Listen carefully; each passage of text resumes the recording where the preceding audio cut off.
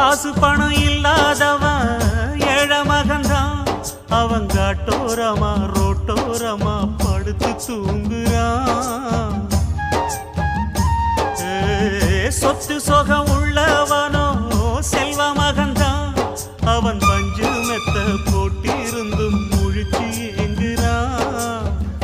எது மற்ற பேர்களுக்கு ஏது கவலை, 4 காசு வச்சிருந்தா 100 கவலை. இங்கு ஆசை வச்ச நெஞ்சுக்கெல்லாம் அமைதி இல்லையே. என்ன வேலை அது என்ன வேலை, மன நிம்மதிதான் இங்கு என்ன வேலை. எந்த கடை அது எந்த கடை, அதை விற்கிறது இங்கு எந்த கடை. பணங்காசுதான் அள்ளி வீசினா அடடா அதுதான் கடையில் கிடைக்கும்.